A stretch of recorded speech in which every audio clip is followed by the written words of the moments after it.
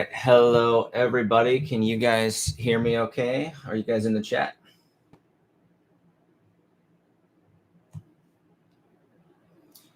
No chat yet. Someone put down in the chat whether you guys can hear me okay. And let me know who's here as well. Tim. Okay, I can hear you. Cool. Okay. Adam. All right, cool. So Tim, are you the same Tim that's had some of the messages? I should be able to find them. Where I had your guys' messages up, and then now I totally put them in some weird spot. Oh, there it is. Okay. So Tim, you're the same Tim, I guess, that's asked some messages here. So we'll definitely get to those. I sent you a few emails. Yeah. Good. So we have 1, 2, and posted in that thing with questions. Okay. And Michael, you are also here. Give us some questions from Dublin, California. Cool. All right. Thank you, Michael, for showing up. We had one other person, Carolyn, that was asking some questions. But other than that, I think the people who were asking the questions are the people who came. So really quickly, you guys already know about the Slido because everybody in the chat was using the Slido.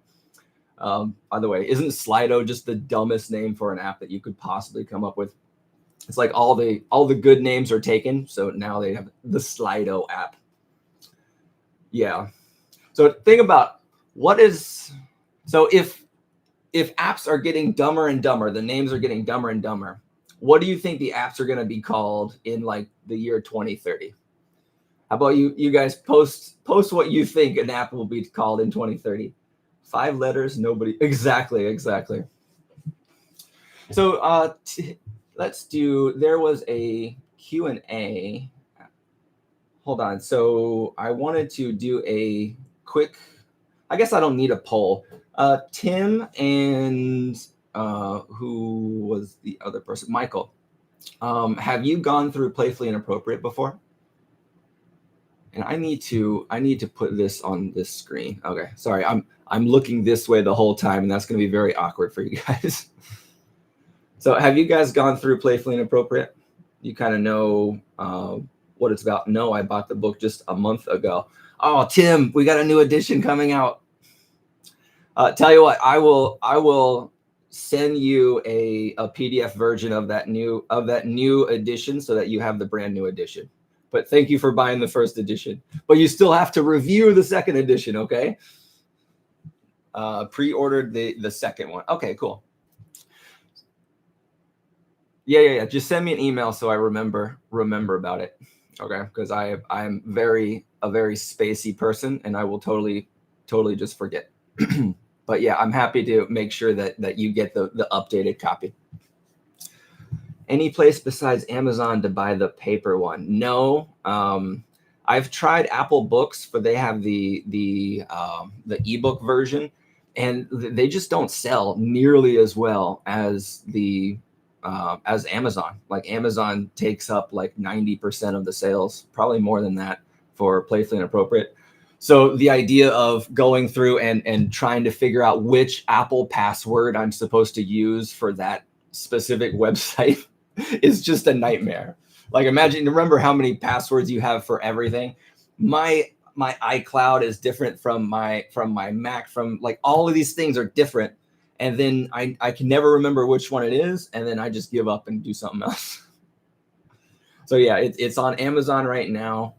That's the only one that I know that you would be able to. It's on Amazon. Also, you can find it on Pirate Bay. That's a that's a popular place to find my book as well. Just as a quick aside, so I remember maybe about 15 years ago, is the Amazon version printed or PDF?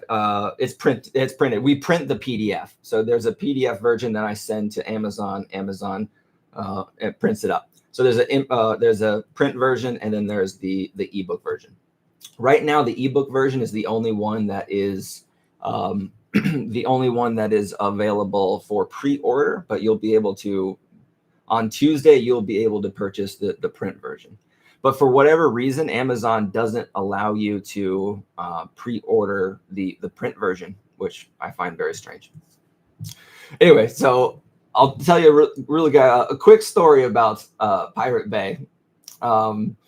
Which I probably shouldn't even mention that, but I remember about maybe 15 years ago, my friend Bobby and I, this is the same Bobby that's in the conclusion of the book.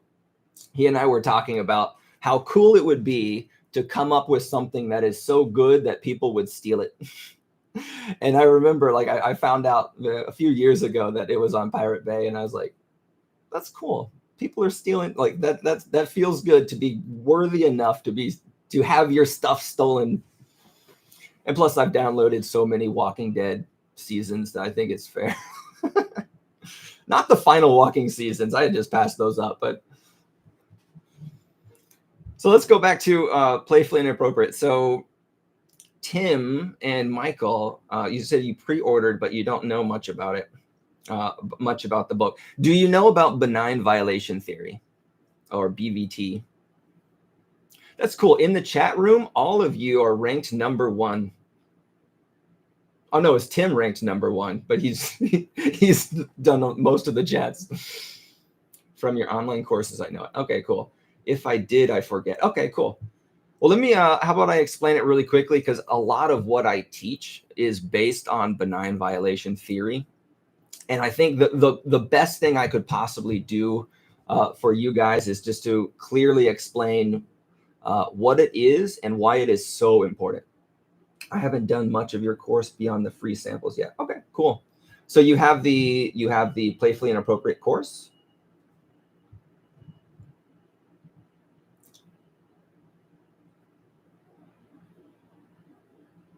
Okay, maybe I shouldn't wait for people to chime in. We got 6 people in the chat now. We got 2 people that are chatting. If you're in the chat, please say something. Let us know you're here. Online, yes, first course. Okay, cool. Well, hit me up with an email. I love talking to you guys while you're going through the course, answering any questions that you have. A lot of people, they like to go through the course. They like to do it privately, and they don't text me or email me or whatever. And that's fine if that's the way you want to do it. But I pride myself on being someone that's available, and I love doing this, right? That's why, we have 6 people in the chat, and I'm excited, right? I don't know. I don't need 100. I don't need 1,000. 6 people. You guys are here for it. Then let me give as much as I can to you while we're here. So this is what I love doing. I am at heart just a comedy nerd, and I eventually turned around and said, well, I've already learned all this stuff. I'm going to turn around and try to teach some of it. Hey, Jared, I'm here. John P. Yeah, I recognize your name, John.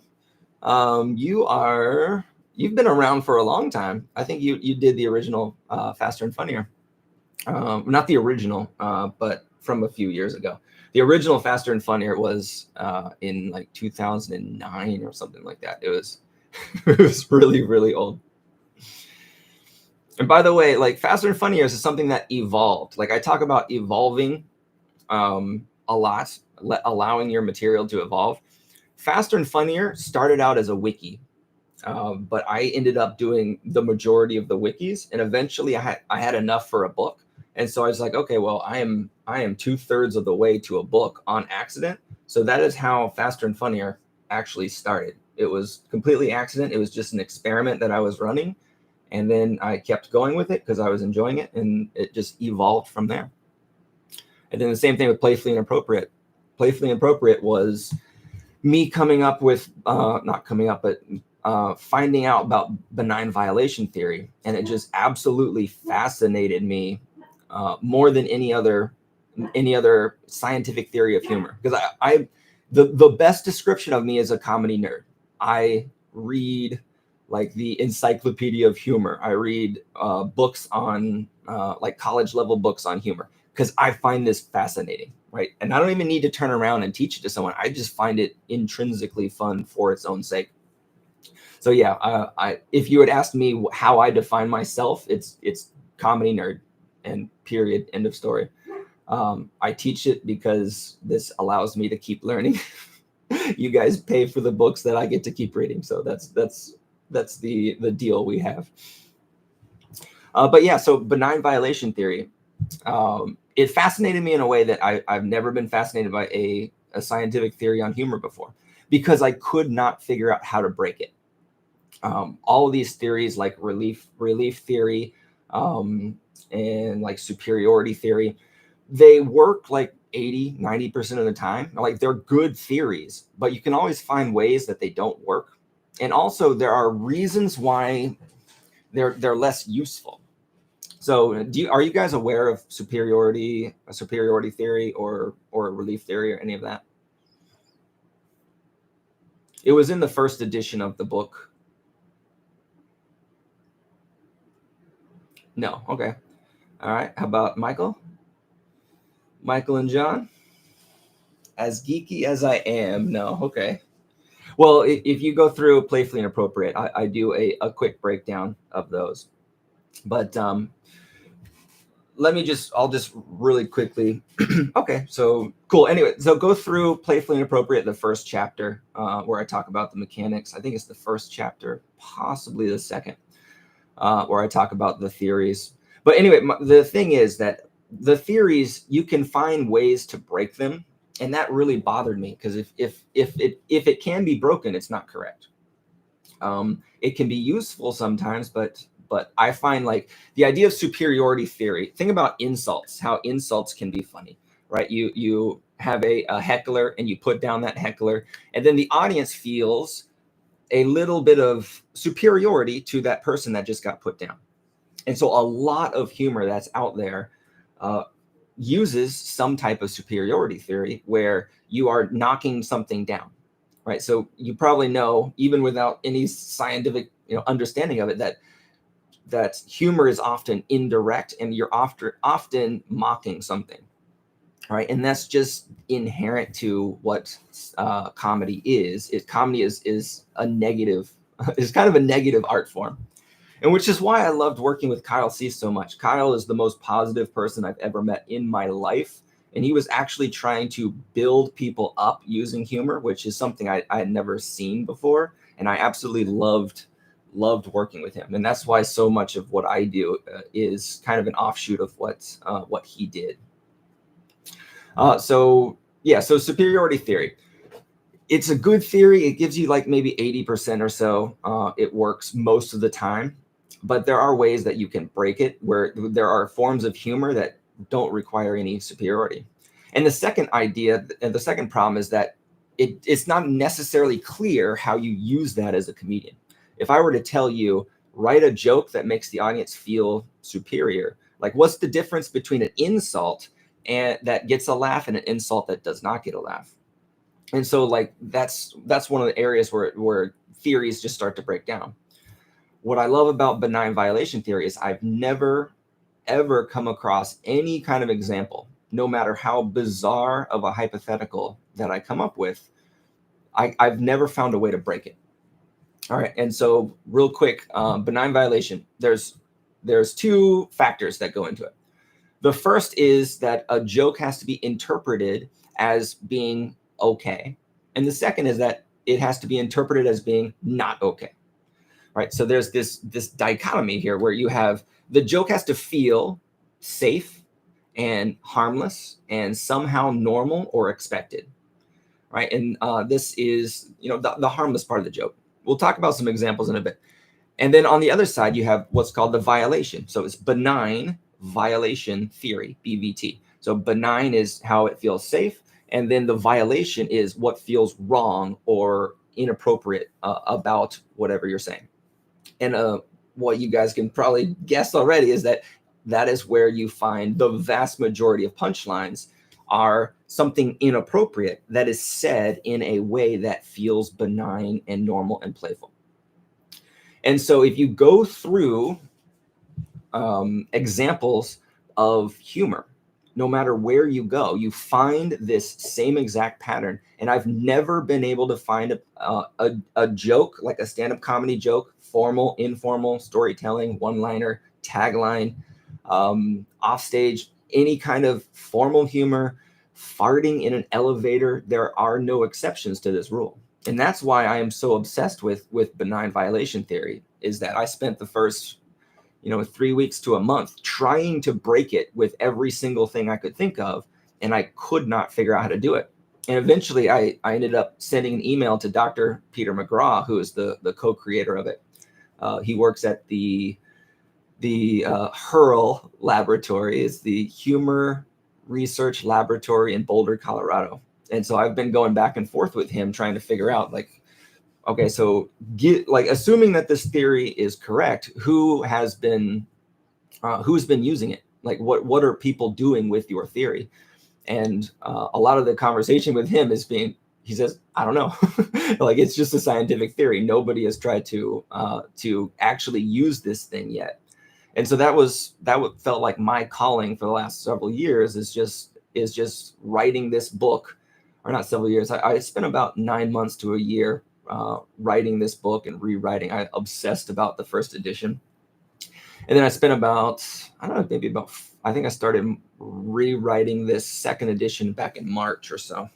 Anyway, so let's get back to the chats.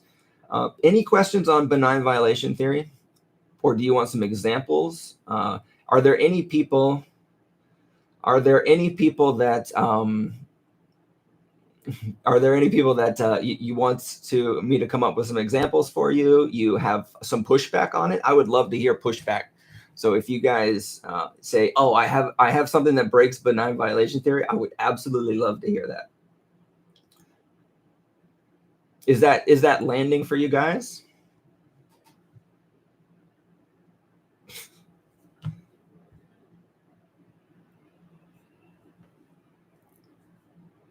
I remember your examples with the little kids.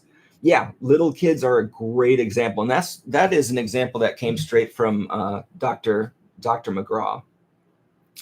So yeah, the kids can say awful things, which is the violation, but we know that they don't understand these rules. So it feels benign and playful and harmless when they break these rules. And that's why we don't, instead of being offended, we start laughing. I think everyone has a sweet spot. I think the Onion sometimes goes too far. I love the Onion. I worked really hard to get an example of them inside of the second edition of the book. The Onion News Network, they have the YouTube channel. They used to just crush it all the time with the YouTube channel, and then they stopped making it for a long time. I think they restarted it, but I'm not sure if it's as good as it used to be. Anyway, yeah, I think they restarted the Onion. But yeah, the people push things too far, especially if you're putting out as much content as the Onion is, then I'm sure some of it is just going to land wrong. And that's the thing about benign violation theory and humor in general, is that it is subjective. So you have what is playful, what is okay, what is inappropriate, what is not okay. Those are all subjective things. And it explains why humor is so subjective. Does it help with anything of benign violation to start with an intro that gets the audience to like you first with a story? Yes. Yeah, building rapport with the audience is absolutely important. Whenever I, I do a set with a lot of time, then I come up and I will be as authentic as possible. When I'm crunched for time, I tend to try to skip that human side of me, and the show just does not go nearly as well.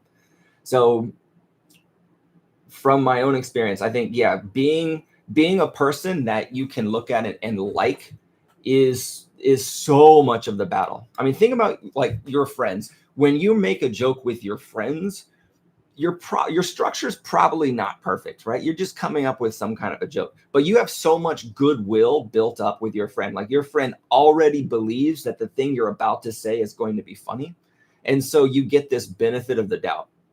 And I think there is clearly a benefit of the doubt weighing in the audience mind, where they say, I like you, so I'm going to believe that this is going to be funny. Like, you don't even finish the punchline yet, and the audience is already with you. They're ready to laugh.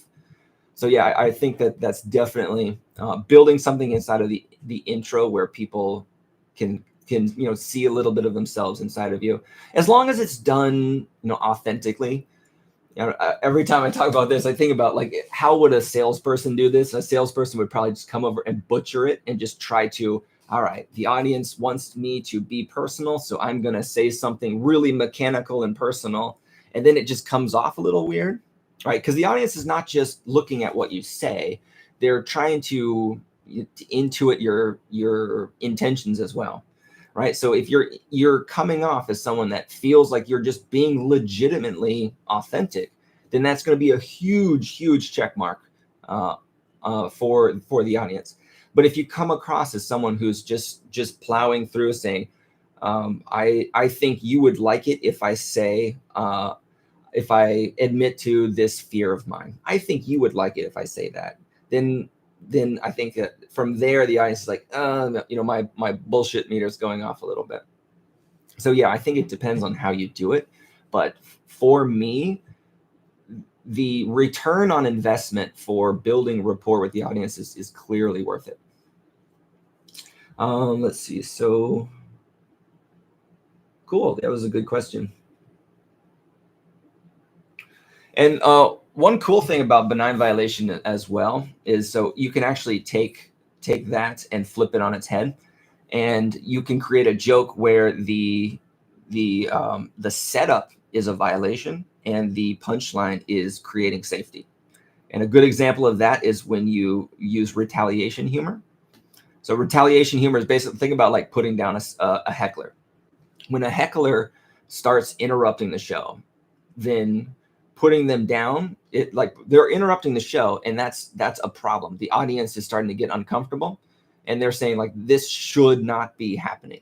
But then you put down the heckler, it restores this safety, and then now again you have safety and violation together, and the audience can release that as laughter.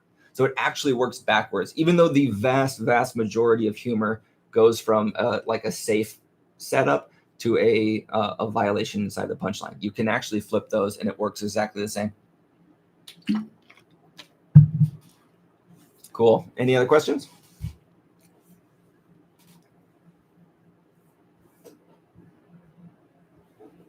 All right. Well, let's see. How about we get to some of your guys' questions that you guys sent in already. So Carolyn J says, do you still recommend hitting comedy clubs, or can social media and green screen stage sets at home be enough to grow a comedy career today? Okay, so I am not a person who wants to do green screens. I am a crowd work person for sure. I love interacting with people. I talked about hecklers earlier. I usually don't even recognize that people are being hecklers, because I just like, when someone talks, I love jumping in there and just chatting with them. So I see it as an opportunity to have more fun. Anyway, so I love the crowd work. I don't know anything about green screening, doing comedy. I've seen some people performing online just to like during the pandemic and stuff. For me, I would say that I don't see how you're going to build, you're not going to build crowd work skills for sure. And timing would be really hard, because when you're preparing for a set, when you're writing, when you're rehearsing, if you have a formal rehearsal stage, then you're kind of feeling out your best guess. But when you're on the stage, you're really getting a good idea of how you should be delivering a line. And I don't think that when you're green screening that you're going to get the same experience. I do think it's valuable, because I started doing comedy in Greeley, Colorado, and it was about an hour and 15-minute drive in order to get to Denver. So I did not get to perform nearly as often as I wanted. I would have been on the green screen all the time. But I wouldn't only be doing that. I would be using that as a way of practicing between what I would think of as the real sets. The real sets are when you're in front of a real audience. And it also depends on what you want from your career. All right. So it sounds like you're grow a comedy career today. Like if you want to do live comedy, then live comedy is the path that you need to take in order to get there. If you have something different in mind for your career, like you want to maybe write some sketches on YouTube or something like that, then what you need could change from there. So hold on. So at Caroline's question, in open mics, you often don't get feedback because 5 or 10 people are thinking about their own sets. Yes, for sure. So getting feedback from that is hard. You don't always see. Exactly. Yeah. Doing open mics is really frustrating because, yeah, a lot of the people are only thinking about their own sets, and they're also dissecting your set. They're saying, oh, okay, I see what you did there. And so, yeah, a lot of that is being able to kind of hear yourself talking. And you can get laughs at an open mic. It's way more difficult than getting paid. People who pay money to come to a show, they're gonna enjoy that show, and so you have to be really bad to mess that up. But yeah, people who don't pay, they don't value it as much. And yeah, but yeah, so I would say that when I do like an open mic, I want to interact with the audience. So I will do audience interaction is probably my go-to. And that's because that's usually the thing that works. And it is a really good skill to have in comedy. One of the comedians I've been loving recently is Matt Rife. He was actually recommended to me by an Uber driver recently. And I just watched a couple of his videos, and his crowd work is absolutely amazing. He's able to that benign violation. He's able to say some things that you would think would be absolutely awful, but he does it in such a way that you feel it's harmless and that he's just being playful. And he is so good at threading that needle. But yeah, so crowd work is my number one go-to for an open mic, because it doesn't matter how many people show up to an open mic. If you are willing to work on crowd work, then you can get a good set in regardless of how many people show up or how engaged they are. Right. Some of the most proud shows that I've done have been shows where there weren't that many people, and it looked like you should be bombing. And you get on stage, and instead of just plowing through your material, you just say, okay, this is the situation I'm in now. What can I actually do in order to get the most out of this show? How can I build towards something better? Okay, so let's go down to Michael's question. Michael's in the chat today. I go through my day, eyes wide open, looking for things to ask. What's funny about this? But then the day is over, then the week, then I forget. Any advice? Okay. So you're going through the day. So do I understand this correctly? You're going through and you're thinking, you're going around and you're looking at things and going, what's funny about this? So like, I have a microphone here. What's funny about the microphone? And you're thinking about that. Is that the strategy you're using?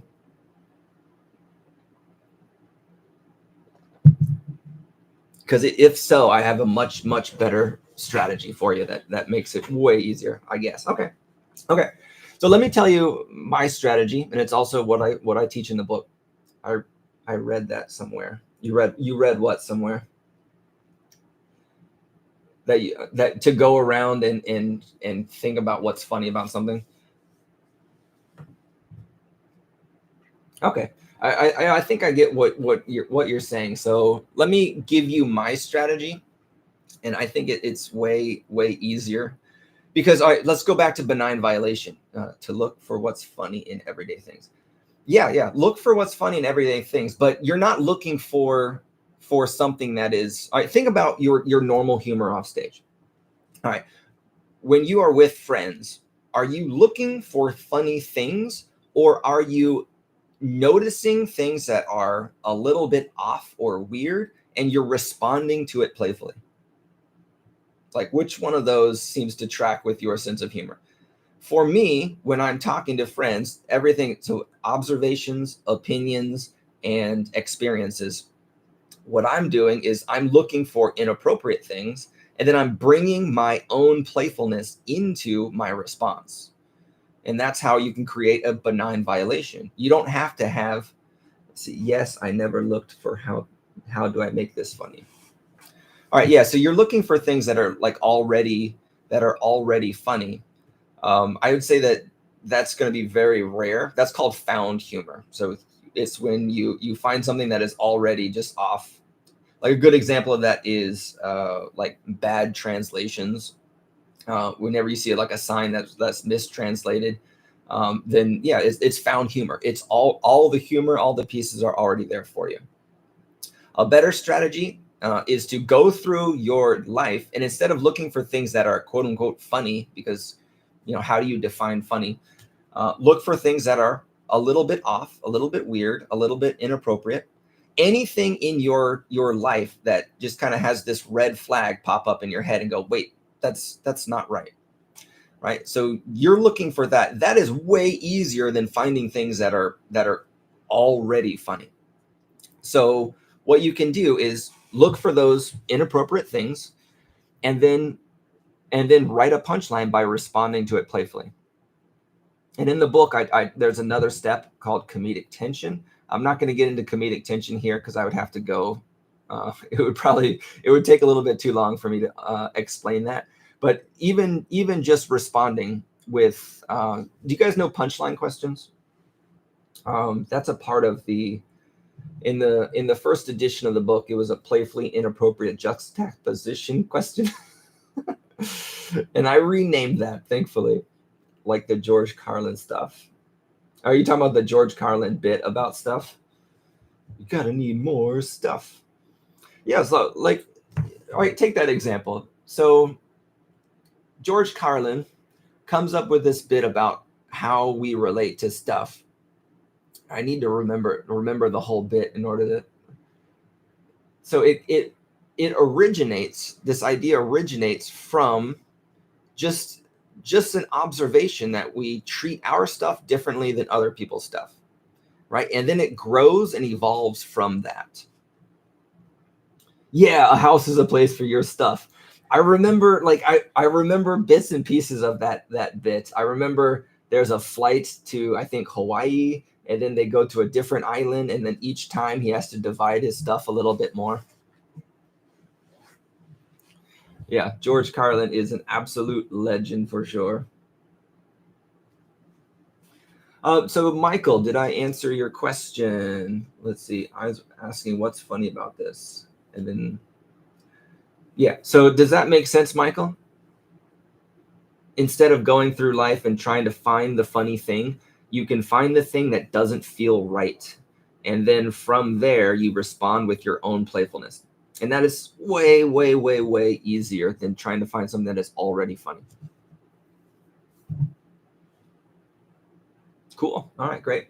All right, Anonymous, I love your method. What knowledge might be missing to complement it with other approaches?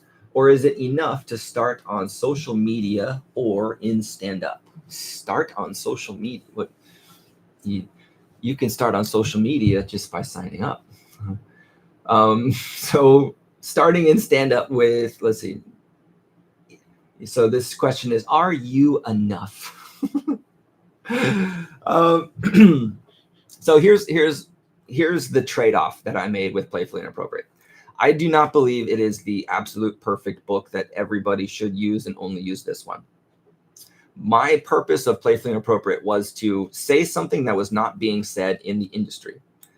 My belief is that that comedy has been evolving since the 1970s, the golden age of comedy. It has been exponentially evolving and changing and growing. As a stand-up comedy training industry, I don't believe it's really evolved much since the 1960s, 1970s. It's still very structured. And given, like, okay, of course I'm biased, but also I don't go out and read books by other comedy teachers because I like to have my own independent thought. I would rather go to the source, go to scientific studies, and try to figure out what the truth is myself, because that's the part that I enjoy, rather than going to other people. So it's quite possible that I am just completely off when I'm talking about what other comedians teach. Most of my information about what other comedy teachers teach comes from my own students. So is it enough? So yes, this is the only thing that I use. I never, for the last 15 years, I've not sat back in my chair and thought, okay, how could I write a broken assumption joke? Right? I do not care about structure at all. In the book, I say your structure just needs to be good enough. Right? Is your keyword the last word inside of your punchline? Yes. Okay, cool. No. Okay, cool. Like when you're off stage, when you're being funny with your friends, many times you put the keyword in the end of your punchline, right? You just do it naturally, but sometimes you don't. And both of those are fine. There is a problem with people thinking that humor changes when you step on the stage. Nothing about human psychology changes when you are 3 feet taller and holding an electric stick, right? People are still people. So yeah, if you are funny, you've been honing that sense of humor off stage, then bringing that on stage is way easier than trying to learn this new way of structuring jokes. All right, I got a little bit off topic. Let me go back to it. So what knowledge is missing to complement? Okay, so with Playfully Inappropriate, I made a conscious choice to try to trust comedians who are new, and that I honestly don't know where you're going with it. So the first version of Playfully Inappropriate was more like other versions of or other types of training where where I as a teacher know exactly what step you're on at every given moment. Right? That was the original way that I wrote Playfully Inappropriate. And here's a really weird trivia for you. I didn't like that idea because it just didn't feel like okay, so you're writing. I'll get to the trivia in a second. This is not the trivia. So you're writing a joke and you're like, okay, so I'm going to write a broken assumption. Let's go to the broken assumption chapter. Okay. And then this is how you do it. Okay. Now I want to write an analogy. Let's go to the analogy chapter. Nobody does that. All right. So I hated this idea that I, as a teacher, had to know exactly where you are at every given point in order to give you the best advice. I completely rewrote Playfully Inappropriate, the first edition, after playing a video game called Zelda Breath of the Wild. Does anybody know what that game is? Anybody know that game? So yeah, the Playfully Inappropriate, the structure of the book changed because of a video game that I loved playing. Has anyone heard of it? I mean, I'm sure you've heard of Zelda, but the Breath of the Wild one. It all boils down to this. Yeah. So what Zelda, the video game, the reason I got inspired is because in Zelda, you're started on this little area called the plateau, and you can't get off it. And on the plateau, they give you every single tool you could possibly need for your entire adventure. And I thought that was so cool. And then once you have all the tools, then they open up the map and you can go to any corner of the map that you want with like no loading screens, no nothing. You can go straight to the boss. I thought it was just so genius that you could do this.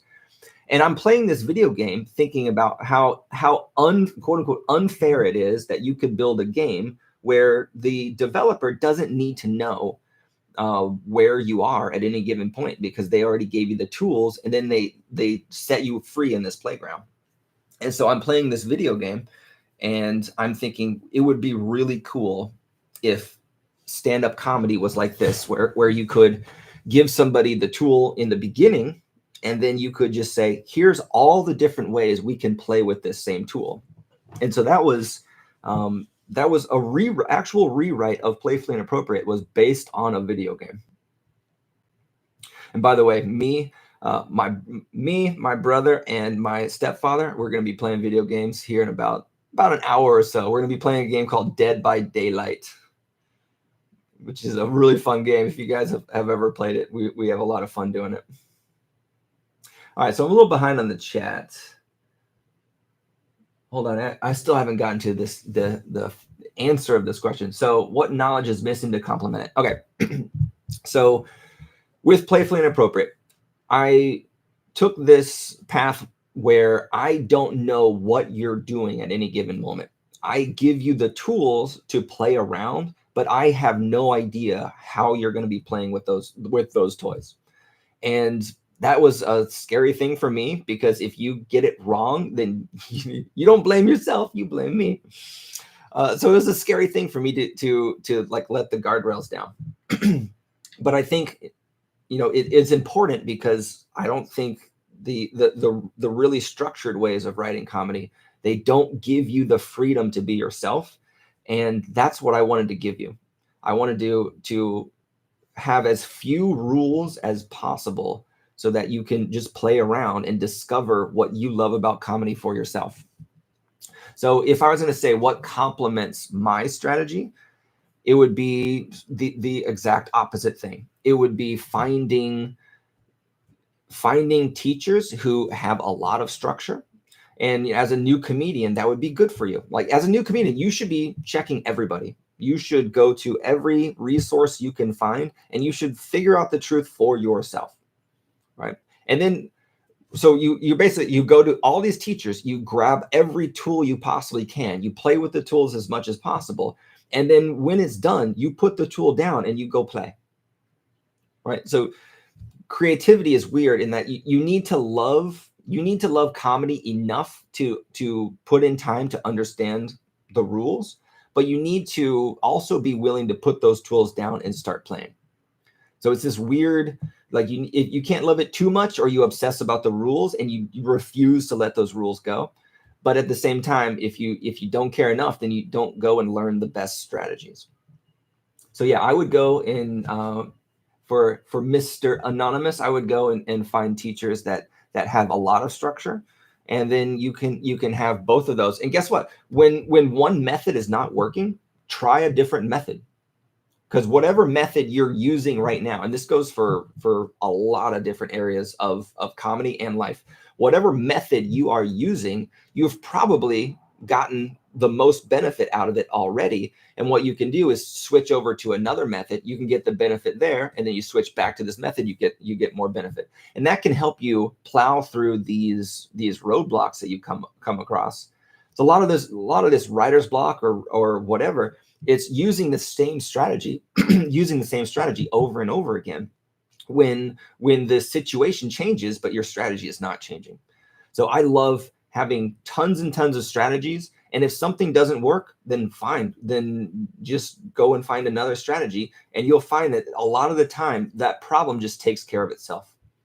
All right. So I'm a little behind on chat. Let's go through. Figuring stuff out is fun, but trying to apply the pattern you've seen work to build or from established patterns doesn't work out so hot. Trying to apply patterns. Okay. Love the stuff about authenticity, being unabashedly yourself. Yes, all right, thank you. It all boils down to this way, Playfully Inappropriate is the most fun for you. Yeah. Is this what will keep you writing? Is this what will, light a fire under you and get you going? And if it's not, then go find something that does keep you going. Because for the first 3 years of my comedy career, I was miserable because I am a super competitive person. I want to win. And I came into comedy. I read all the books I could. All the books were about like joke mining, and there were very, very structured ways of writing comedy. And I just accepted everything I heard as truth. And I said, okay, in order to win at this game of comedy, I have to be the best at this strategy, the best at this strategy, the best at this strategy.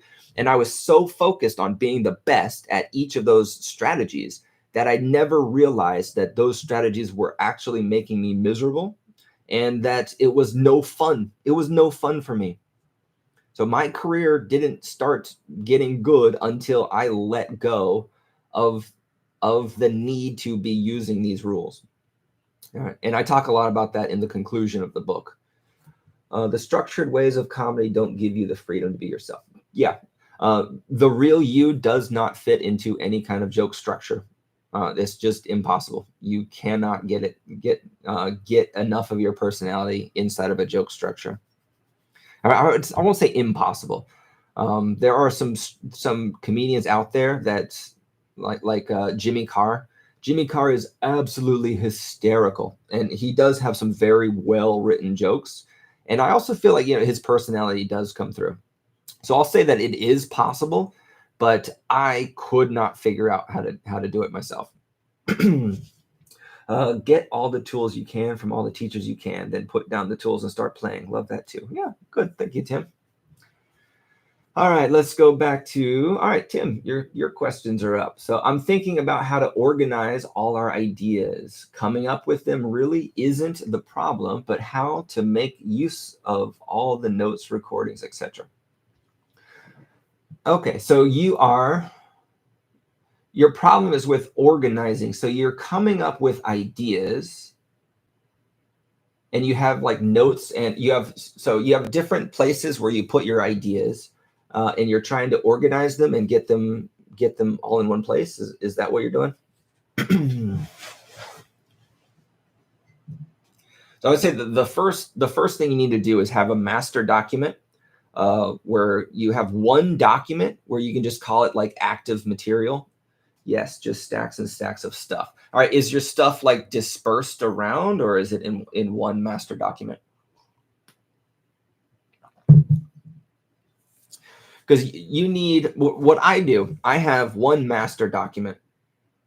All right, I have one master document of just my oh, you have physical notebooks. Okay, old school. Yeah, I would get that all into a computer document, because I think it would be really hard to organize everything, especially because in comedy you want to take a bit and you want to swap them around, and you can't just do that in a notebook. For me, let me just tell you my strategy, and then we can discuss how we can use it for you. My strategy: I have one master document where all of my active material goes. Active material is material that I'm performing, or material that I think I will be performing soon. So it might not be ready yet, but it is something that I'm definitely willing to put on stage. Everything else goes into a separate document, which is called edited out for me, but whatever works for you. So what that does is, I find it really hard to delete a joke, because I put work into it, and I feel like if I'm going to delete this joke and then tomorrow something idea is going to pop into my head, I'm like, oh, that's perfect for that joke, and then I have like, oh, but now I forgot it. So I hate actually deleting a joke. So what I did is kind of compromise with myself. I have these two documents. One is the one that I actually use, and one is basically a graveyard, but it is but I can always go back through and find old ideas. And basically it's the same thing. For me, when I put a bit or a joke into the edited out version, like the graveyard document, it doesn't come back. Like 99% of them don't come back. Probably, maybe even more. I think I can think of maybe one or two jokes that actually did. The purpose of having a document and keeping that around is just that it makes it easier for you to let go. Right? Because I don't want to hit delete on a joke. It's so much easier to copy and paste and then just tell yourself that you will go back and look later. And do you look later? Probably not, but it doesn't matter, because what you just did is you have this active document and you have cleared mental space for yourself to be more creative. Right? Because you start getting all of these ideas that are just piled up, and now you can't get to the good stuff. But once you start plucking out the stuff that you're not passionate about and you put it into another document, now I have all the stuff I'm passionate about, and it becomes way easier to reorganize material because all of my best stuff is already in front of me. Some noise is there. Please check. So what do you mean, some noise? Let me go up a little bit. So yeah, I don't know what you mean by the noise. Is something wrong with my microphone? Oh, jiggle the microphone cord. Ah.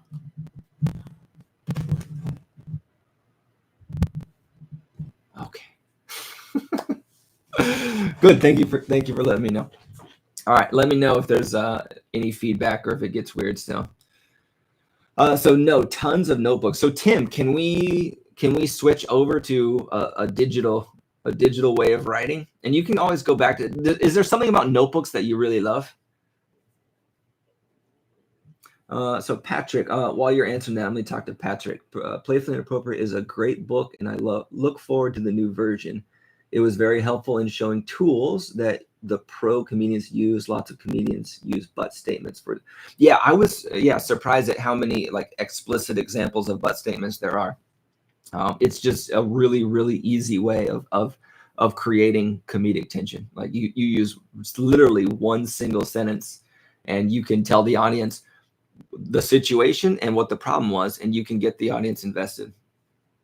So Tim says, notebooks on the road to catch ideas, notebooks by my bed, then I have 400 things on different topics. Okay, so what if we switch to like using the app on your phone? So you have the notes app on your phone. You come up with your own. I don't know why I just showed it. You know what a phone looks like. I don't own a phone. Okay, well that's a great counter argument to what I was saying. So okay, all right. So we don't own a phone. So basically, you are living in the time where I was starting out as a comedian. So here's what I did. I had little tiny notebook, and it was in one of my pockets with a pen. I would jot down notes as they came, and then every day or every week, I would make sure I get that into a computer. All right, and then whatever you do, it needs to be built into some kind of master document so that you can move ideas around. But as long as you have so many different areas, so many different places where all your jokes reside, maybe what you need is just one master document that is one master notebook. That's the thing I'm learning. Go through it every week. Yeah, go through it. I would say every week is a reasonable time to review your material. All right, let's go through the next question. Getting out there for the love of doing it.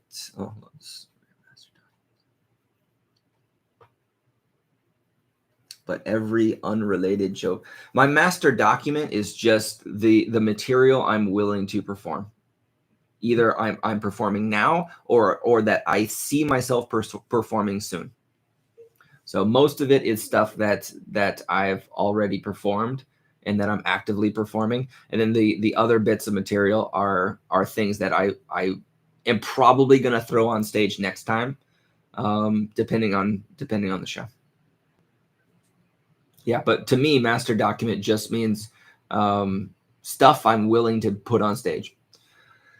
Do you use any particular application? No, I use the Apple Notes for jotting things down day to day, and then I have that synced up to the Mac. The Mac, I copy and paste it, put it inside of a Word document, and we're off and running. So getting out there for the love of doing it because we have something to express, because we can't not do it, rather than ruin it with how to make it a career. All right. So you might have to explain explain a bit of this question. So you're talking about on one side trying to make it a career, and on the other side having something to express. And is your question about how to manage the stress between those two ideas? Michael, do you know any interesting applications that are useful for that you would use? I'm curious if you guys know. So I learned coding, and I have my own. I have stand-up comedy app, but that I haven't released yet. But it's not for writing at the moment. It's just for analyzing material. But I've been dipping my toe into React, which is a way of writing applications. I don't even remember. Let's let someone else go. I don't. I was going to look for some. Yeah. Yeah. I know that there's things like I don't think. I think if you add, you're adding complexity to something that feels like it's already been solved to me. So I would say whatever is currently working, we don't need to add more technology to it. So how do you make this a career instead of passion? Okay. So, all right, let me quickly answer that. What advice starting out from scratch? Starting out from scratch, get on the stage. Do a 2-minute set. I think a lot of people, they really want to they want to go on stage and perform, and they say, oh, the normal stage time is 5 minutes. 5 minutes feels like a long time if you've never been on stage before. All right, you can have a bunch of jokes in 5 minutes, and then you make this challenge so big it feels really difficult. And so instead of like keeping you, so you want to have the challenge and your skill level to be roughly equal. All right, when you're starting out, a lot of people say, I want to have this perfect set, and so they put the challenge way up here, but then they stress out because they don't have the skills yet to get that outcome. And so you have this goal of being on stage and crushing it for 5 minutes. And a lot of new comedians, or I say a lot of aspiring comedians, never end up jumping on stage because they create a challenge that just feels too big. I recently talked to a good friend of mine who she's the stand-up director for a comedy club. Anyway, I was talking to her about this idea that new comedians can come on stage and they always want, like, I have to do 5 minutes, right? I have to do 5 minutes. And like she and I were like, at the same time, we're like, no, you don't. You have to do, like, you do 2 minutes, do one joke, do something. Because when you go on stage and you get that laugh, you will be back next week going, oh, that was fun. Let's try it again. Right. And that is so much easier than building this giant challenge for yourself where you have to be perfect for 5 minutes straight. So go on stage, you can do a single joke. I've seen that plenty of times. We're doing an open mic where there will be literally an audience member will say, can I come up and tell one joke? And we'll go, yeah, come on. And they'll come up, they'll tell a joke. It'll usually be a pun or something, not great. But the audience will laugh and they'll cheer and they'll be so excited for this person that just got up and did something that many of them wanted to do anyway. So it's just so cool to see that. But yeah, you do not have to do a 5-minute set your first time. Nobody will hold it against you. That's not considered a bad thing. What an experienced person does, like a producer, sees that you only want 2 minutes and they think to themselves, this person cares. Right, this person is going to do well in the 2 minutes, and then you're going to come back and do more later. That's fine. Like nobody's worried about your first set. All right, does that make sense? Himanshu. All right, so let's go to the last question. You guys are a lot of fun, by the way. Keep your questions coming. A lot on what I see you do about opening and emoting, being authentic, being unabashedly yourself versus word for word memorization. Okay, all right, hold on. Totally makes sense. Last question. I have stage fright. What if I bomb? Thank you. Okay, let me do this question and then I will get to you. But that's great. I love talking about stage fright. That is like one of my favorite topics to talk about. And let's talk about that in a moment. Okay, actually, this is not really a question. A lot of what you talk about is opening up, emoting, being authentic, unabashedly yourself versus word for word memorization. That is a very fair characterization of what I teach. So yeah, that's not really a question, but yeah, I have no notes. Word for word, yeah. Just imagine going on a first date and trying to memorize all the things you think that person wants to hear from you. You would be miserable, right? And would you be able to connect to that person, or would that person come away from that first date going, you are creepy and weird and I don't understand you at all, right? So I think, yeah, opening up, well, that's where the analogy breaks down. You don't open up too much on a first date. But yeah, being authentic, unabashedly yourself. Here's how I see it. Wherever you're starting, you are going to start, your very first performance. So let's say there's joke writing and storytelling, right? Two different structures that you can use in your material. Whichever one you choose, there's going to be a trial and error period where you're going through and you're learning the skills that make those jokes funny. All right. So for me, my first laugh in stand-up comedy came on my second show. Right. And I came up from improvisational comedy, and I assumed that improvisational comedy was exactly the same thing. And I just jumped on stage. And not only did I jump on stage, I booked myself for like 15 minutes. And nightmare. It was a nightmare. But anyway, then I learned my lesson. I licked my wounds and I came back and I performed performed a real set. And that's when I went back and actually started reading some books about comedy. I forget how I got onto that topic. Somebody remind me why I was talking about that, because I haven't talked about stage fright yet.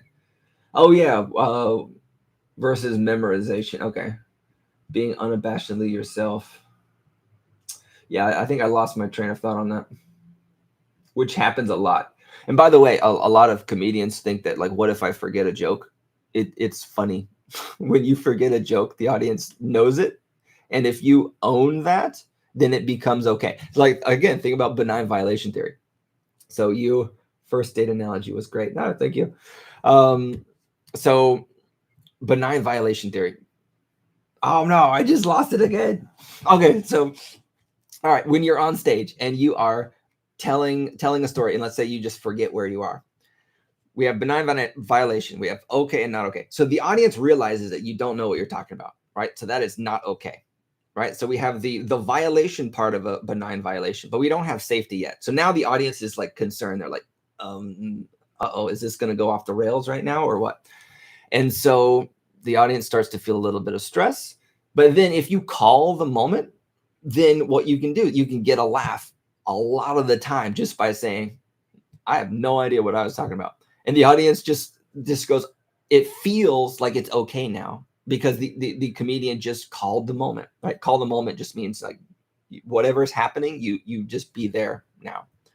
So the comedian calls the moment. It makes this not okay thing feel more okay. And the audience has a little bit of built up stress because they realize you don't know what you're saying. And then they can let that stress go once you take control of the situation again. Right. And by take control, I mean just calling the moment, saying, I have no idea what I was going to say. So you call that moment, they go, oh, it's okay. He's taking control again. They let that tension go. It's just the same like when you are like slip and fall humor. So your friend slips and falls on ice. When your friend is falling, there's nothing but stress. When they hit the ground, still stress. When you recognize that your friend is okay, now the situation goes from stressful, not okay, to also okay, and you let that tension flood out of you as laughter. And so the same thing happens when you forget material on stage. So going back to the joke about stage fright, or the comment about stage fright, can you? Is there anything specific about stage fright that you have? Is it like before you get on stage, while you're on stage? Have you ever been on stage? Is there any more Any more info that you can give me to go on?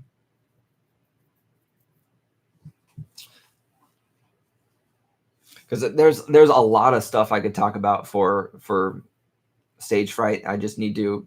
It would be easier if I know exactly what you're going through. Just for track, I am writing again. I have stage fright. What if I bomb and never have courage to get back on stage? I have not been on stage. Okay, so what if I bomb and I never have the courage to get back on stage? I think, first off, okay, so in stand-up comedy, you will have shows that bomb. All right. Brand new comedians think that matters. It does not.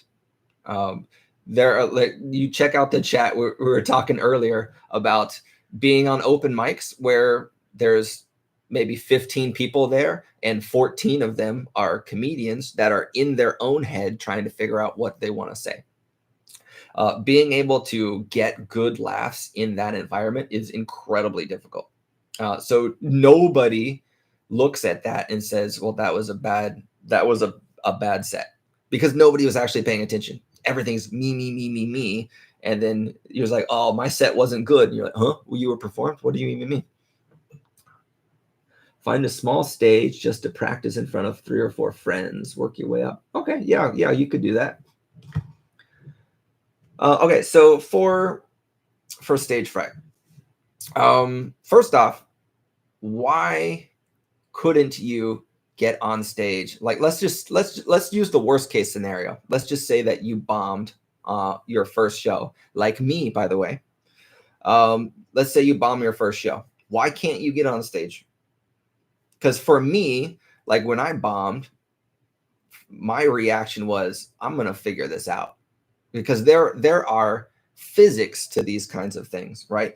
There's psychology. It's not that you as a person or you as a comedian are being rejected.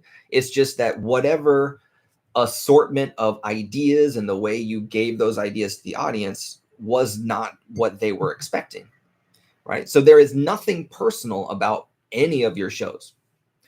What I love to do, I have this philosophy of trying to make my 10th one better. All right. So what that means is I want 10 shows from now to be amazing. And what that does for me when I frame it that way is it allows me not to worry about this show, because this isn't the show that really matters. The 10th show matters, right? That's the one that I want to be absolutely amazing for. And so that takes pressure off me right now. I don't have to be perfect.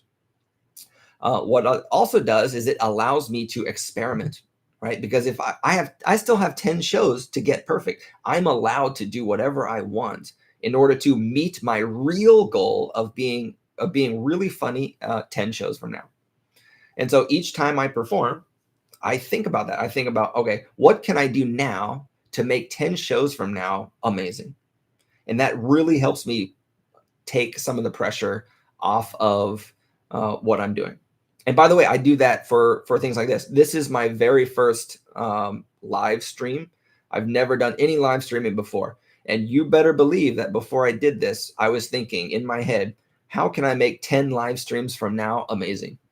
All right. And that's just a way of framing the situation that empowers you to do what's necessary to get better.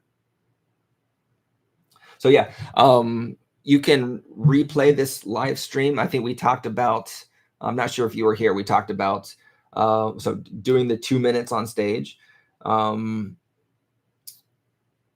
that would probably be my best advice. So doing 2 minutes on stage, because it's really hard to have stage fright if you are only going to be on stage for like 2 minutes or one joke, right? Because you know in your head that you can cover that, right? Even if you go on stage and just do one joke, literally, it doesn't matter where you start from.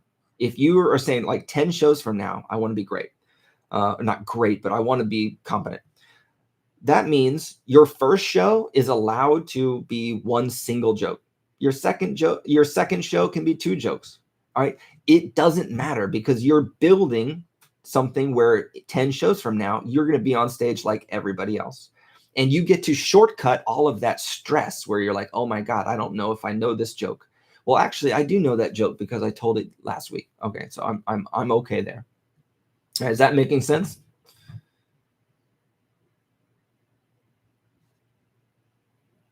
All right, so we are at about an hour and 10. Do you guys have any extra questions? I think we are done with the questions. And so, by the way, like while you guys are typing any last minute questions you got, the book comes out Tuesday. So here we go. Got the new cover. This is the author copy. Yours is not going to have "do not resell" on it.